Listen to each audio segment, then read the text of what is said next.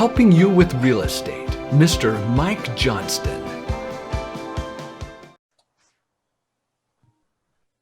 Okay, everybody, we're going to go ahead and start today.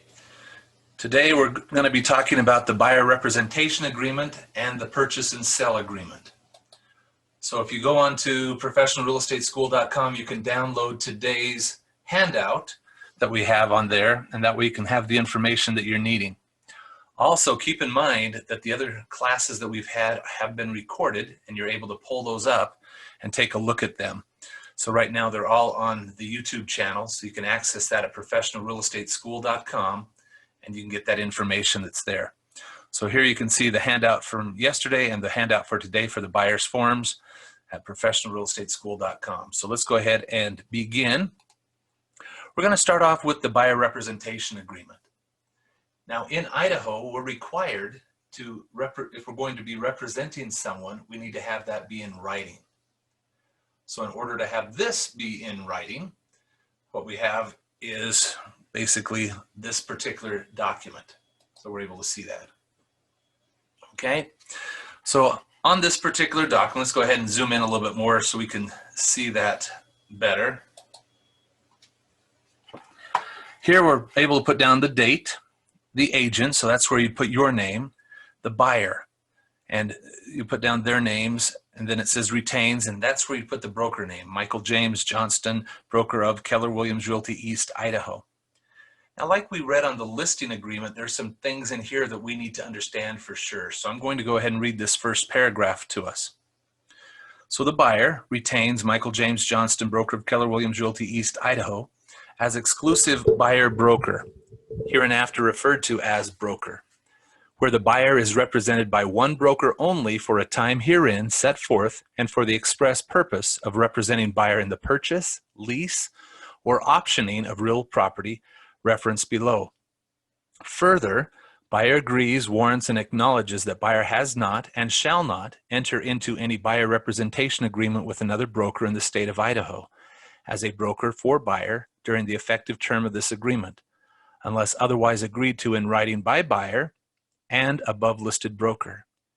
Buyer agrees to indemnify and hold the above listed broker harmless from any claim brought by any other broker or real estate salesperson for compensation claimed or owed during the effective term of this agreement. By appointing broker as buyer's exclusive agent, buyer agrees to conduct all negotiations for property through the broker and to refer to broker all inquiries received in any form from real estate brokers, salespersons, prospective sellers, or any other source during the time this buyer representation agreement is in effect. Then it says buyer desires to purchase, lease, or option the real estate described below. So we're going to cover that here in just a second. But back to that. It is very important, that first paragraph. Here it says that they are not working with somebody else. But a lot of times we find that buyers do not know for sure that they've signed another document. Well, I think they do know, but they claim that they don't. And sometimes they say, oh, I'm not under contract with somebody else. So we need to make sure that we ask that before we fill out a buyer representation agreement or before we start working with a buyer. But if they actually know what they're doing and they sign this document, it's to hold you harmless if for some reason they happen to have another buyer representation agreement with somebody else. But there's a lot of conflicting things that happen with that, saying the previous one has more control over the second one, etc. So just be careful and make sure that you always ask. Now the next thing on this particular document is it kind of defines or puts down the scope that you're planning to work in for this particular buyer. So it says buyer desires to purchase, lease, or option the real estate described below. Here you can mark down residential income like duplexes, triplexes, fourplex, commercial, vacant land, a custom build job, or other. You can also mark down what cities you're planning that these people would like to have. And it says in Idaho, applicable counties, other description. It could be a geographical area. It could be a school zone, a school district, high school, something along those lines. All properties listed in the Snake River Regional Multiple Listing Service. Something. So here you need to mention that. If you don't leave it, if you don't, excuse me, if you don't kind of combine it or shrink it down, then you're pretty much showing things all over the state. So you could limit your things to a few counties. I typically like to put down Bonneville County when I'm searching for people, or you might put down the cities. It could be Iona, Ammon, and Idaho Falls. So you can put down something to minimize where you're searching. Number 2, term of the agreement. So it goes into effect right now, and it can expire at 11:59 p.m. on such and such a date. Now, most people don't want to have a buyer representation agreement for a long time. However, if it's an investor where you're going to be showing multiple properties or going to buy more than one property, you might have this be a little bit longer for a time frame because you can work with this person for multiple transactions. So you could keep that in mind and use the same document. However, most of the time you're hoping to have things done within a 3-month time frame, have them find something and do it, but it doesn't hurt to have it be a little bit longer, 4 months or 6 months to do something like this. Broker representations and services, number 3. So here it talks about that the broker and the agent that we're working on behalf of that particular buyer, and we're agents for the buyer. We're going to do reasonable care and effort to try to find everything that they are wanting. It's our duty to locate property for the buyer, but it's limited to the properties that we're aware of.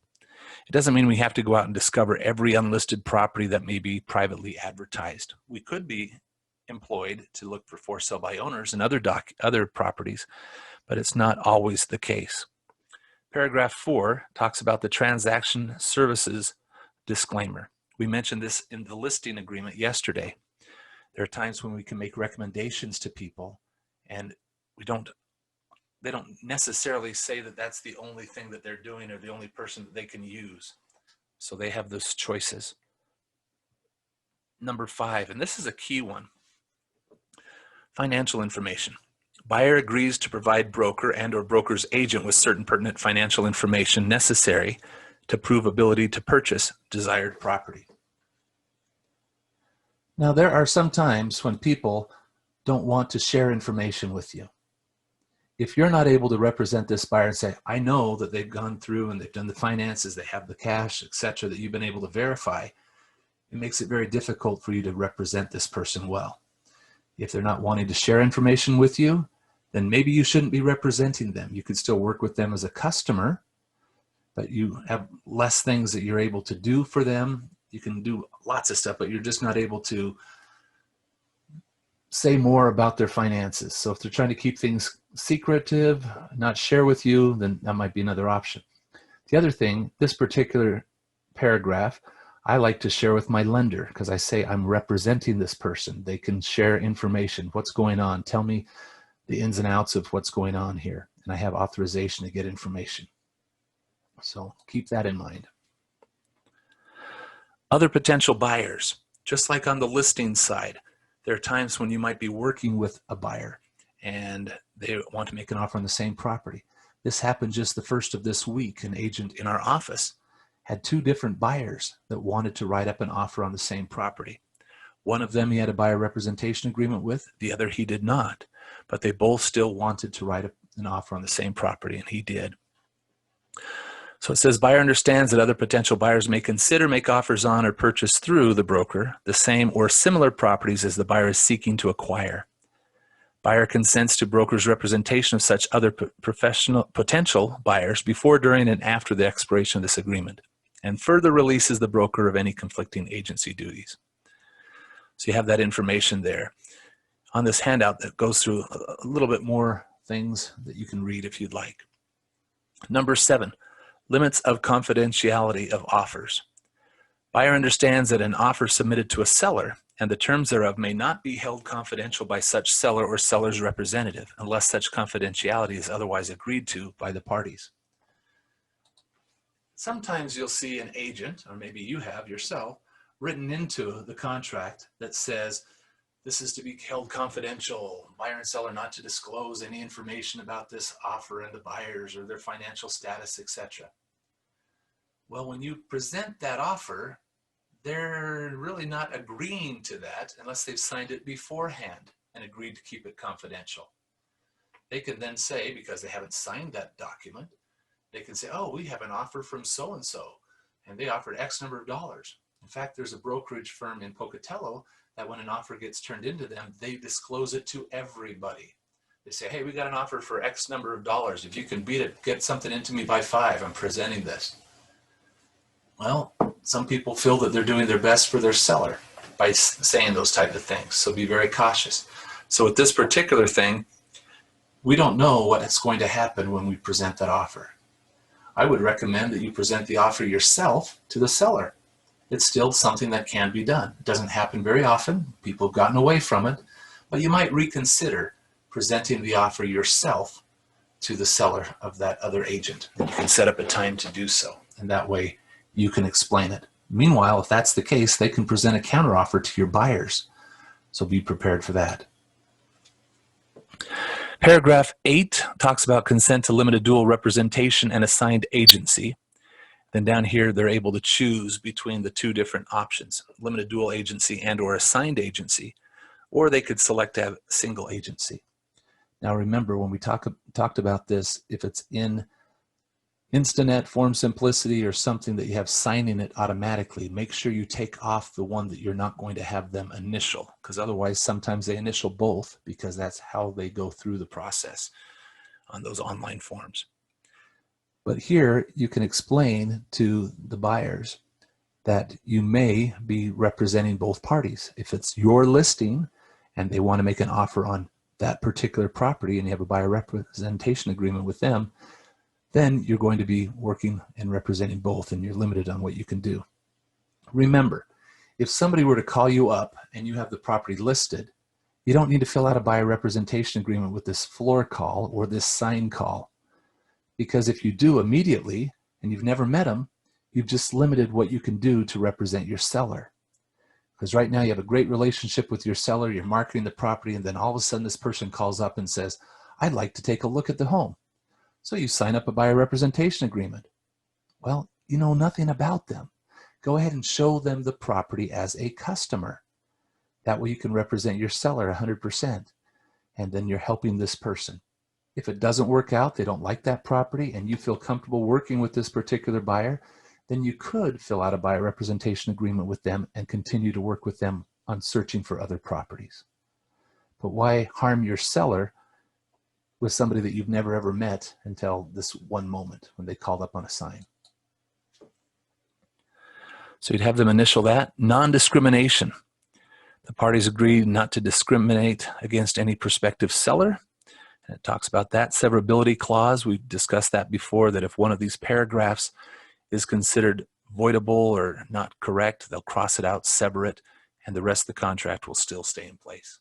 Singular and plural, if it says I and it should say we, or it says we and it should say I, they can go back and forth where appropriate. Default and attorney's fees and earnest money dispute interpolator. Each party takes care of their own attorney's fees, and we discussed the interpolator process the other day, that in the event that an interpolator is filed, that the money or the cost that is associated with that interpolator would come out of the earnest money. And it costs about $100 per person to be served and have them respond with that. So be careful. Compensation.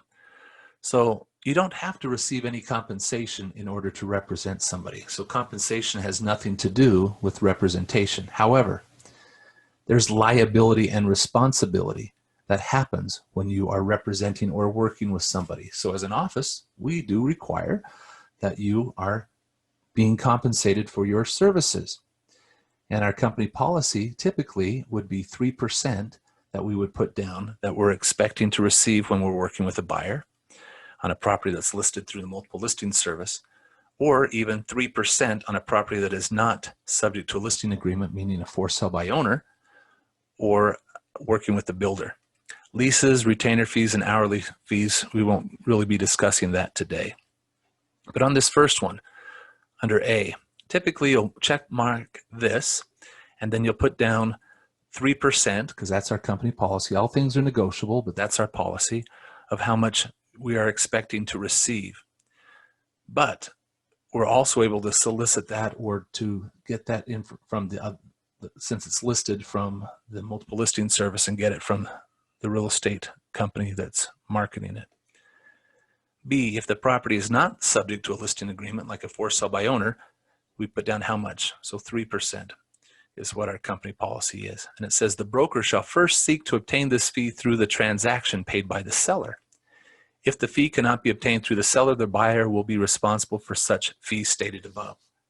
So first off, if we have a for sale by owner and we are showing this property to that buyer, we have authorization to approach that particular seller and ask them if they would fill out a compensation agreement and compensate us for the work that we're doing on behalf of them and the buyer in this transaction.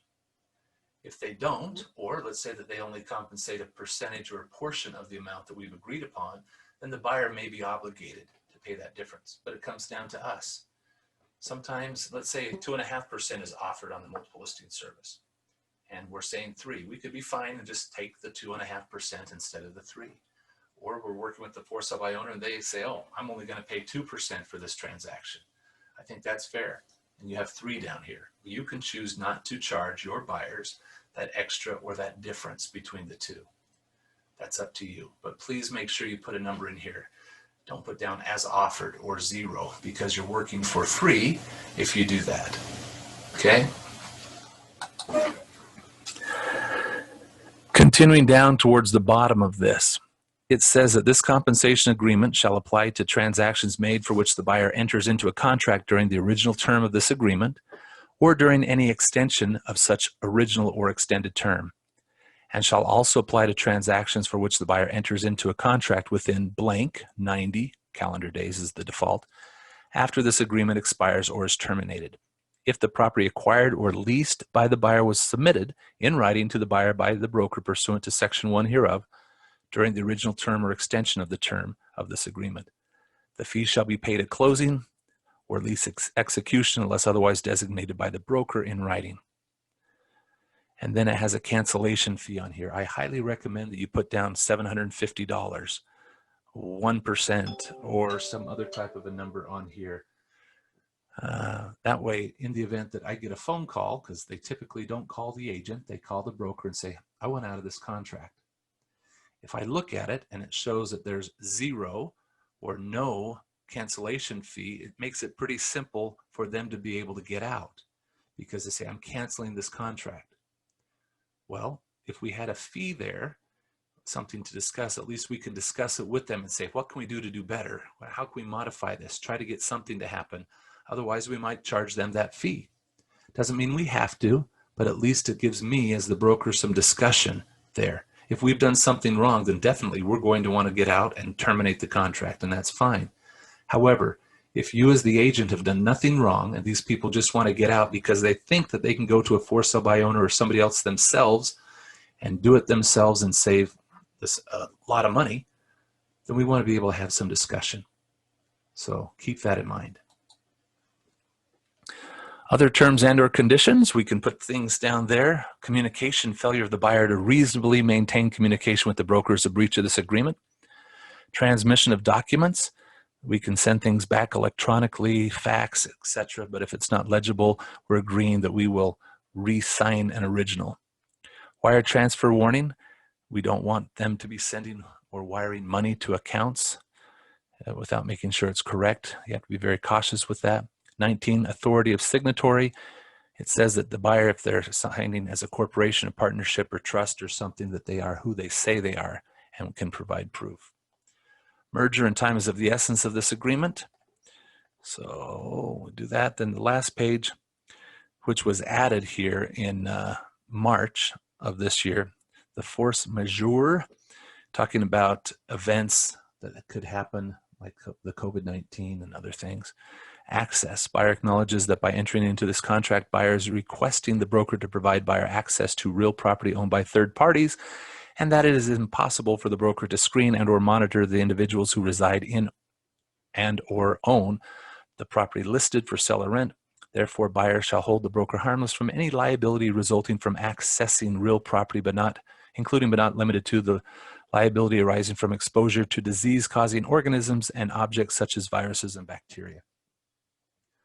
This was added by the Idaho Association of Realtors to protect us from lawsuits from the buyers that we're representing. It talks about the same thing on listings, because sometimes we could have people enter into properties and they could get COVID-19, or maybe they have it and they spread it the other direction. So it's been addressed here for us. And that concludes the buyer representation agreement. Now we're going to continue on and take a look at the purchase and sell agreement, which is a very important document. Now, I have people ask me often, depending on what it is that they're writing up. They say, I'm writing up a land contract or a commercial property or a new construction.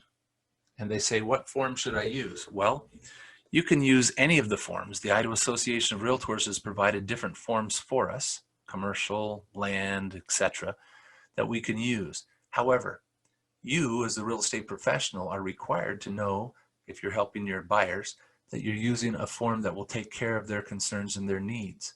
So please make sure you use the form that you feel comfortable with. A lot of times you can use the RA21, the one we're going through here, the standard form, and use it for so many other things, for vacant land. It can be used for commercial. It can be used for new construction. It can be used for a lot of different things. And you just have to make sure you understand the form. One key thing about the RA21 is it has the inspection clause and the time frame that's there, and that can protect your buyers. If you take a look at the purchase and sell agreement, the purchase and sell agreement for new construction, it doesn't have the same type of inspection time frame. You look at the commercial one, it has a due diligence time frame, but it doesn't have the same type of clauses talking about what your buyers can do on the commercial form if they're wanting to do some type of inspection. So make sure you understand the form that you're using and the differences that exist between all of them. So let's dig into the RA21 here, where we've got a little bit of time to go through that. Okay, so let's take a look there. I've highlighted in yellow all the changes that came from last year to this year's forms. And these forms are the 2019 forms. I've talked with the Idaho Association of Realtors, and they have not put anything else for the 2020 form, so we're still using this, and it's kind of interesting. We might have them be used for many months to come. So there is not an updated one or plan to come out in the next little bit yet.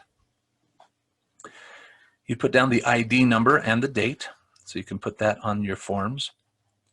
Listing agency, so who has it listed, and the listing agent, selling agency and selling agent, and contact information.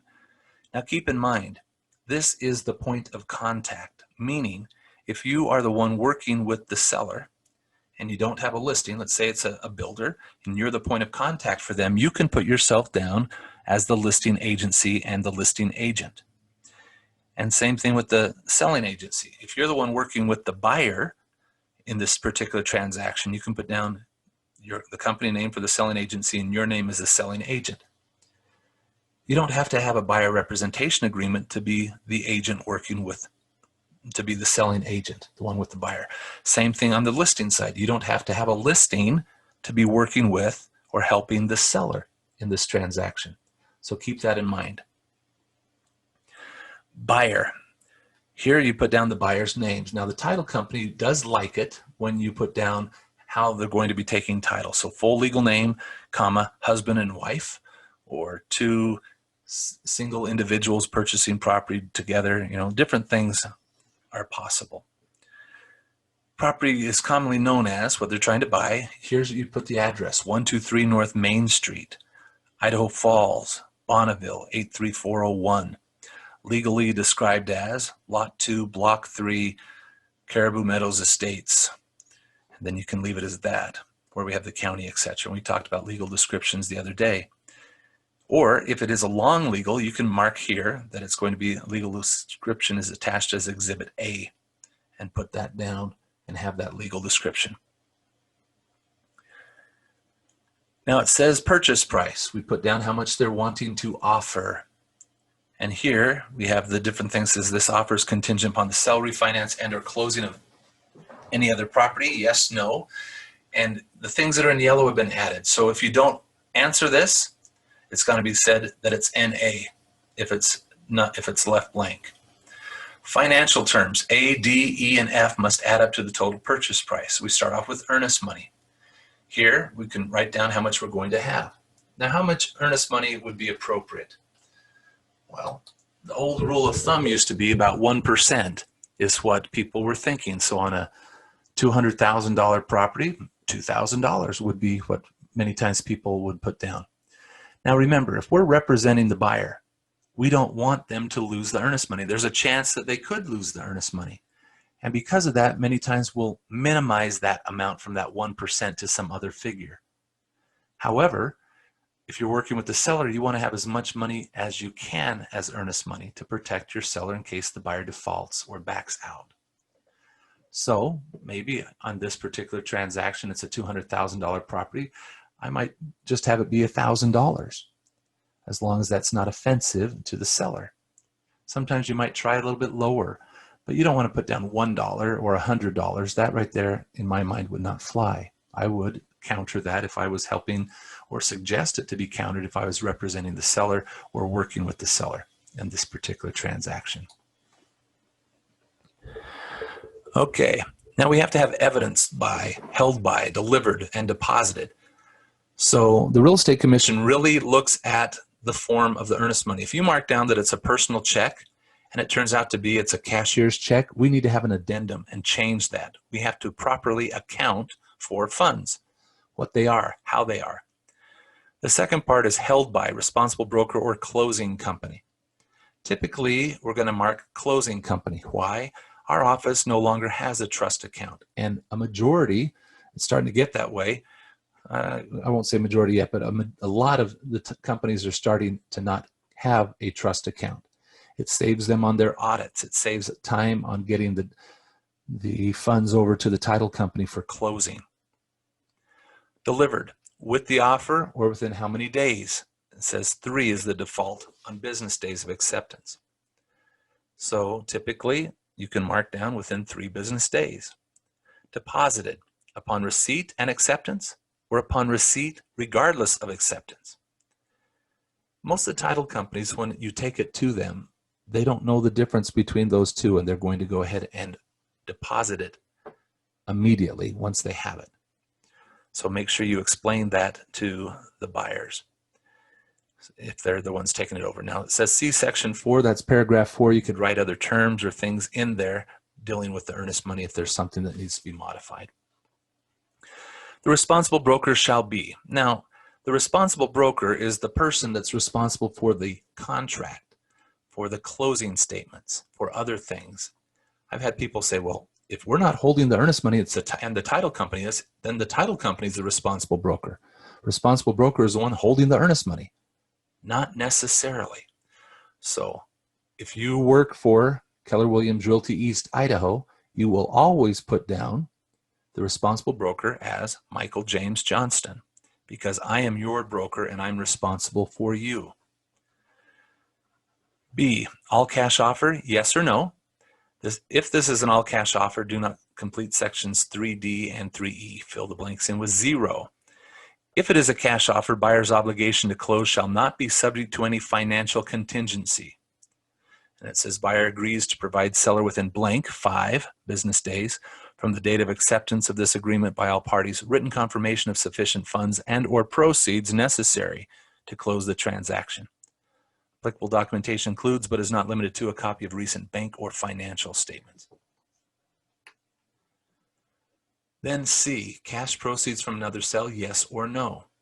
They ask this question multiple times. Why? It's important to know if this property, if the buyers are making this offer subject to getting money from something else. If for some reason you mark that it's a cash sale and then you try to back out because you say, I couldn't get the financing. Well, your offer doesn't say anything about you getting financing. It's not subject to you getting financing. It says you have the cash. So be very cautious when you are working with a buyer and they say, oh, I'm getting it from this other property. Well, make sure you disclose that it's subject to getting that money from that other property, that 1031 exchange that you're going to do. Or it might be coming out of an IRA or some other place, or the sale of your home. So we need to make sure that you have that disclosed correctly to protect the buyers. Then it goes on to letter D, where it talks about the new loan proceeds. It says, if a number greater than 0 appears in the preceding blank, then this agreement is contingent upon the buyers obtaining the following financing. So you can put down what they're going to get. And it has a spot here for more than one loan. So there's a first loan and a second loan. And it's important to note that there are sometimes you'll be getting financing where there's a first loan of, let's say, 80% of the purchase price, and you might have a second loan of 10 or 15%. So these different loan proceeds help to get rid of the mortgage insurance premium, or PMI, MIP, depending who you're talking to, what type of loan you're getting. So if there's more than one loan, it needs to be disclosed. Why? If you're asking the seller to pay document preparation fee or other fees that are associated with a loan, and there's more than one loan, there can be more than one of those fees. And we want to make sure that the seller's agreeing to pay those if you ask them to on 2 loans. First loan, you put down how much it is and what type it is: FHA, VA, conventional, Idaho Housing and Finance Association, rural development, or other, with the interest rate not to exceed a certain percentage for a period of 30 years, 15 years, 10 years, at a fixed rate or other variable. Now with this particular part, I often get asked, what should I do if they're looking at an FHA loan as well as a conventional loan, and they're not sure which one to do? Should I mark both of them? Well, it says as we read further down in the paragraphs that the buyer can change their financing as long as it does not cause an additional expense to the seller.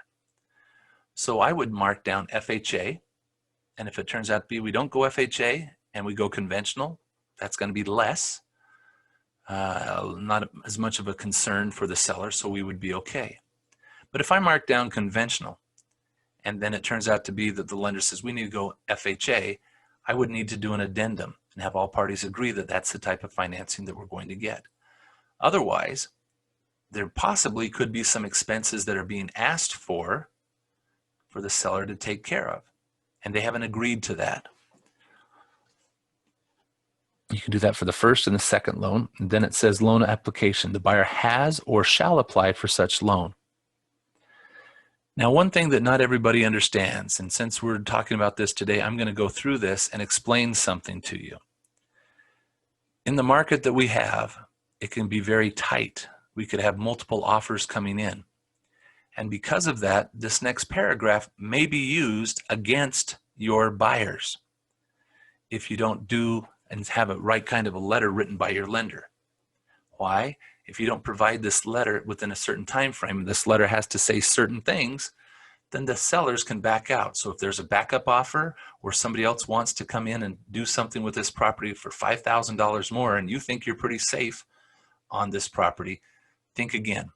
I'm going to show you this and we're going to read into it a little bit so we can take a look at it and make sure that we understand. Okay. After we've talked about the loan application, it says within blank business days, 10 if left blank, of final acceptance of all parties, buyer agrees to furnish the seller with a written confirmation showing lender approval of credit report, income verification, debt ratios, and evidence of sufficient funds and or proceeds necessary to close the transaction in a manner acceptable to the sellers, and subject only to satisfactory appraisal and final lender underwriting.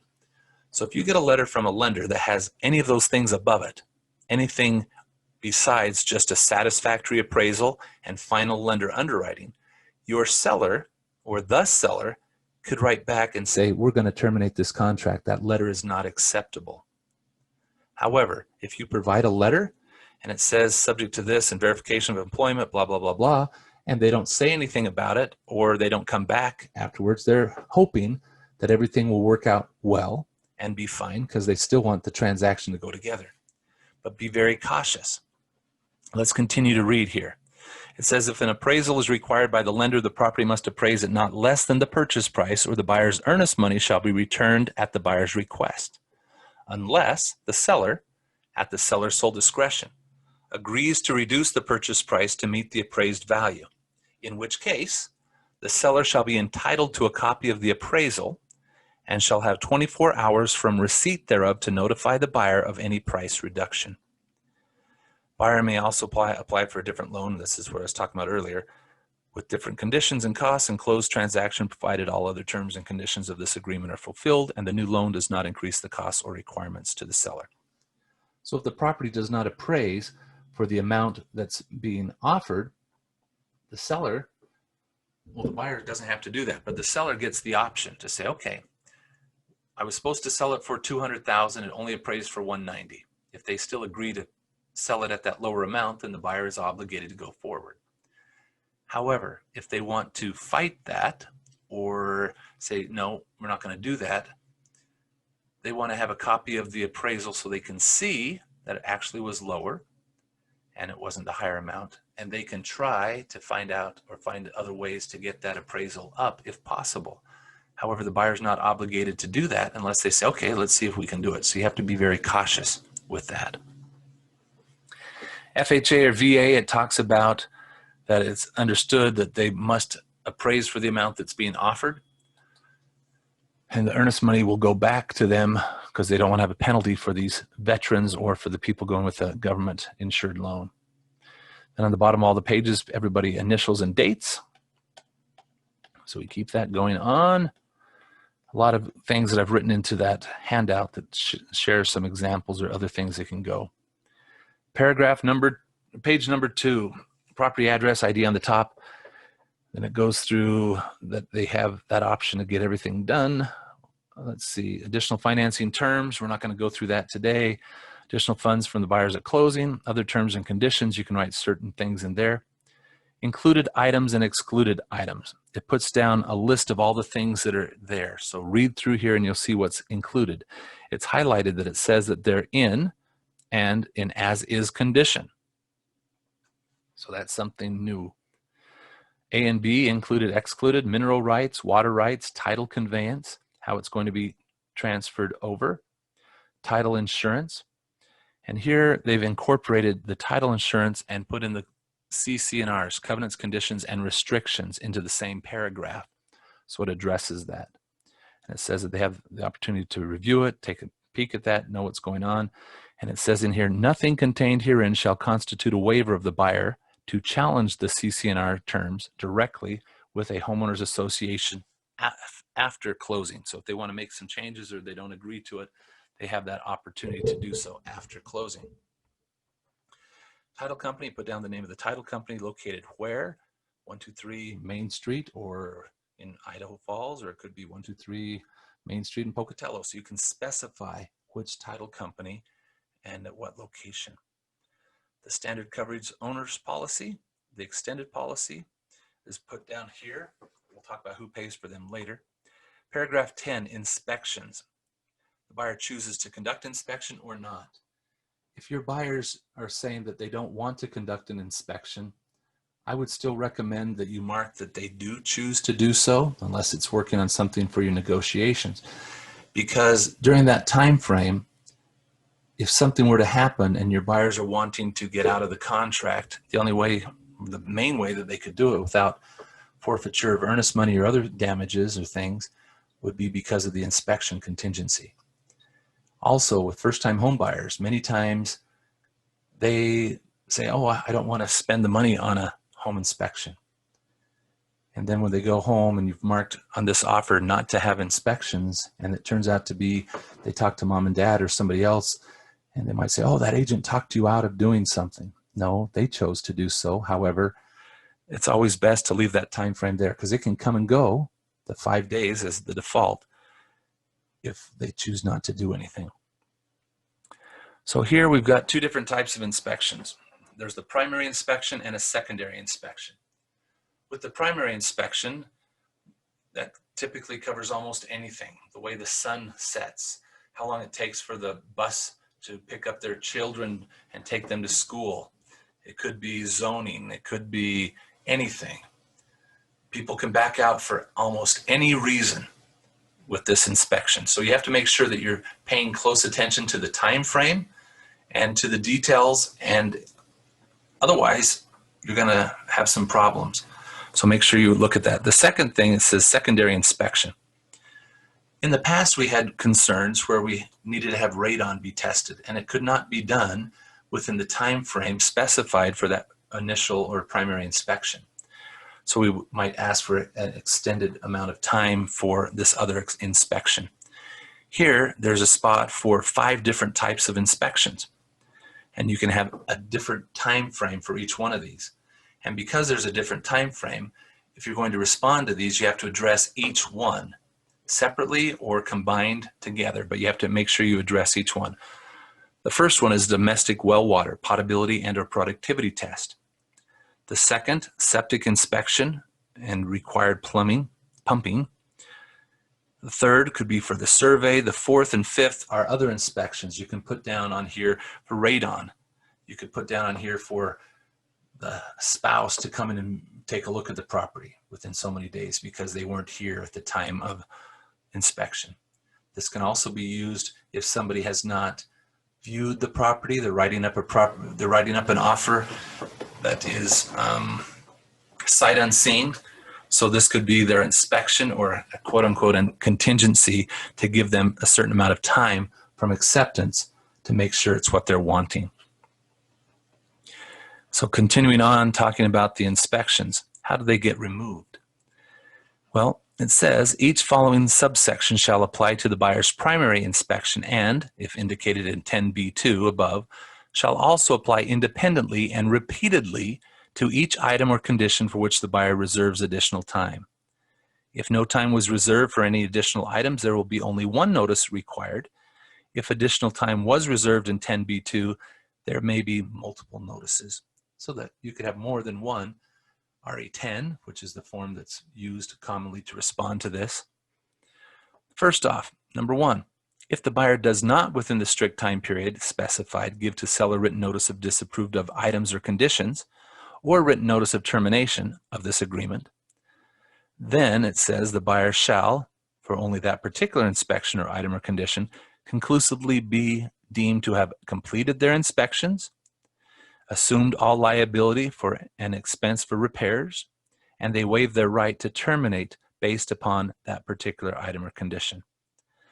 Buyer not providing one written notice shall not affect the buyer's rights regarding other related notices and inspections. So if nothing happens on that primary inspection, it's done. If they don't do anything on it. If they do, number 2, within the strict time period specified, give to seller written notice of termination of this agreement based on an unsatisfactory inspection, which can be for any reason, the parties will have no obligation to continue with the transaction and the earnest money shall be returned to the buyer. Now here it says shall be returned. The title companies still want, if we're terminating something, written instructions. So the RE20 is preferred to be used as written instructions for them to be authorized to disperse the funds that are being held. Number 3, if the buyer does, within the strict time period specified, give to the seller written notice of disapproved of items or conditions, it shall end the buyer's time frame for that particular inspection and is irrevocable. Meaning, if I give you, we have 5 days to conduct the inspections, but I give it to you on day 2. It doesn't mean on day 3 I can write up a new RE10 to replace this one. Once it's been given, that is what you've said. And it's not irrevocable. You can't take it back. So once that goes, the buyer shall provide to the seller sections of reports if necessary and upon request. And the seller option, they can agree to correct the items as requested by the buyer, or they may elect not to do so. If they sign it in agreement, not making any changes whatsoever of those conditions requested by the buyer, then the said agreement will become an integral part of this contract. Otherwise, immediately upon a written response from the seller that rejects the buyer's requests in whole or in part, meaning that they want to change it, or I'll do 1, 2, and 3, but not 4, it says that said response is irrevocable without consent of the buyer, and the buyer may proceed under 10C4 below. So if it comes back, the buyer can just say, hey, I'm going to terminate and end it. Or they can come to some type of an agreement on what's happening. But it doesn't go back and forth 3 days until they come to an agreement. No, that's not how this works. Number 4, if the seller does not agree to correct the buyer's disapproved of items or conditions within that time frame, or the seller does not respond to them, so they don't give you a written response within that time frame specified above, then within 3 business days, the buyer has the option of 1, negotiating with the seller to obtain a modification of the seller's response, 2, proceed with the transaction without the seller being responsible for correcting the disapproved of items or conditions.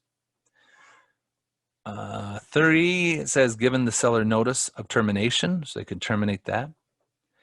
If within the strict time period specified in this paragraph, buyer does not obtain a modification of the seller's response or give written notice of cancellation, then it says the buyer shall conclusively be deemed to have elected to proceed with the transaction without the repairs or corrections to the disapproved of items or conditions stated in the buyer's notice. So if you don't respond, you don't do anything, and you're working with the buyer, then you're going to go forward as is, no repairs being done. D, home warranty programs are available for purchase through a number of home warranty companies. 11 is lead-based paint disclosure, whether it is or is not defined as target housing, and if they're going to inspect for that or not. Mold disclaimer, square footage verification, seller's property condition disclosure form if they've seen it or not prior to this offer being written out. And that's important to know, because if it says yes and the closing is at least 3 days away, then we're okay. Because if they mark they haven't seen it and they sign it at closing, the transaction may be able to be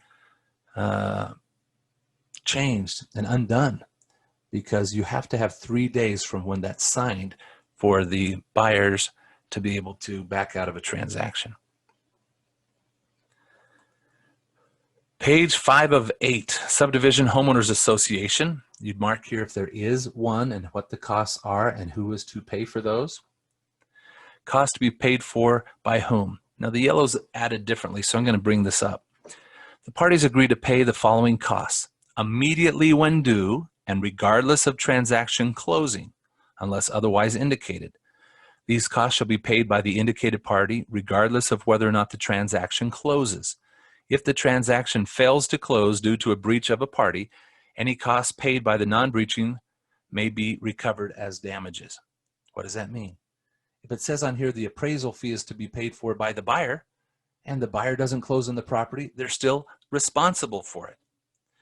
If they're paying for something else, the pumping of the water, pumping the septic system, whatever, whoever is responsible for it, and it doesn't close, they're still responsible. They might sue to get money back because of the transaction. However, it says that they need to pay for that at this time. On here, I like to put down home warranty and home inspection, and you might even put down home warranty if desired and put down for the buyer, or home inspection if desired, put that down for the buyer. Why? Well, we get a reduction in our E&O insurance premium. Not premium, what's it called? The deductible of about $2,500. So if you have offered for the buyer these different things and the seller in the transaction to have these other amenities or these other options, you can have a reduction in the cost if it has to be defended. Then it talks about upon closing, seller agrees to pay blank % of the purchase price or blank number of dollars as a seller concession to take care of closing costs, etc. Now it also says that anything here can be used, or that dollar figure can be used for any other expense not related to financing at the buyer's discretion. So if they ask for $5,000 in closing costs and other things as a concession, then that $5,000, when you're doing the net sheet for the seller, just put it down, $5,000, because they can use it as long as their lender approves it for almost anything. Tickets to Disneyland, an airplane ride, things at Home Depot, whatever. Occupancy, the buyer does or does not intend to occupy the property as their primary residence. Section 1031, tax deferred exchange, that's put in here. So on all of our contracts, it now has that in the event that they're needing to do so. However, sometimes there might be some specific wording that your 1031 exchange accommodator wants to have in the contract, and you may or may not need to have an addendum later on clarifying. But here it shows that the parties are agreeing that they'll participate. Risk of loss or neglect. Walkthroughs, there are two different walkthroughs that happen or can happen. The first walkthrough is within 3 business days after the deadline for completion of repairs. So they can go back and take a look and make sure the things that are needing to be done or said are to be done are actually done. The second walkthrough shall be blank business days, typically 3, prior to closing. Now the purpose, it says here, is to satisfy the buyer that the property is in substantially the same condition as on the date of this offer being made. It says the walkthroughs stated herein are not a contingency of the sale, which might allow termination, but rather for the buyer's reasonable, that word was added, satisfaction. Buyer's only recourse, if unsatisfied, is to notify the seller, who must correct or rectify the situation. Seller shall make property available for the walkthroughs and agrees to accept the responsibility and expense for making sure all the utilities are turned on for the walkthroughs except for phone, cable, and internet. If the buyer does not conduct either of the walkthroughs, buyer specifically releases the seller and brokers and their associates of any liability as to incomplete repairs and or any changed conditions. So if you do not conduct your inspection or your final walkthrough and there's something that was supposed to be done, you're waiving the right to come back. So make sure that if you're going to do that, that it's done. Now, keep in mind, it's not good for the agent to be the one doing the walkthrough by him or herself. Why? Well, are you obligating that buyer to say things are okay, that you're accepting them? Have that case happening right now. A phone call with some people that they're blaming the agent because the agent was there because they were coming from another state and were not able to do the walkthrough, and the agent was concerned. So they need to find somebody else beside the agent to do that walkthrough and to participate. Okay, singular and plural, foreclosure notice, mechanic lien, sales price information. It says on here that sold price of property is not confidential client information. So if they're trying to write in this contract that says the sales price will be held out and not submitted to the MLS, doesn't matter what they're trying to negotiate or trying to do, it still will be turned into the MLS. Our office will do so because we have an agreement with the MLS that they found it through it and will report it to it. Mechanics liens, sales price information, transmission of documents, wire transfer warning, business day and calendar days defined, attorney's fees, default. Here, if there is a default, that the party can sue for damages, or they could accept the earnest money. And if they accept the earnest money, it would be for liquidated damages, but they could sue for actual. And if the seller defaults, the same type of thing could happen, but just the reverse.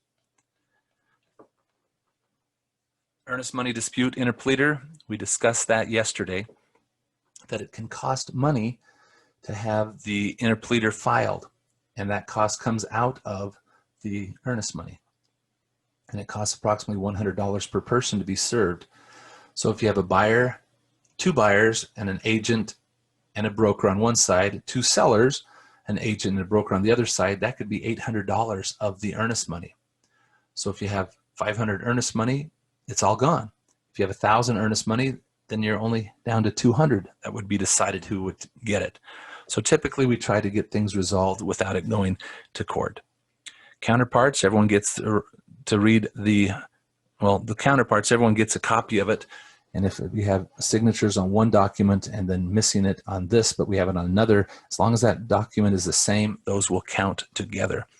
Non-applicable defined, severability, representation confirmation. I have a large amount of information that shows how to mark this in the handout. So you can see that and how to mark it. So it'll be a little bit more effective for you. And in our other class, I had some pictures in that handout, how to mark it as well. Closing, you put down the closing date. It says closing means the date on which all documents are either recorded or accepted by an escrow agent and the sale proceeds are available to the seller. So we put down the date, who the closing company is, where it's located, and if there's a long-term or collection agency, we'd specify who that's going to be. 37, possession. Is it upon closing or a date? And prorations, upon closing or as of a date. Now this is where some people can play around a little bit with the contract.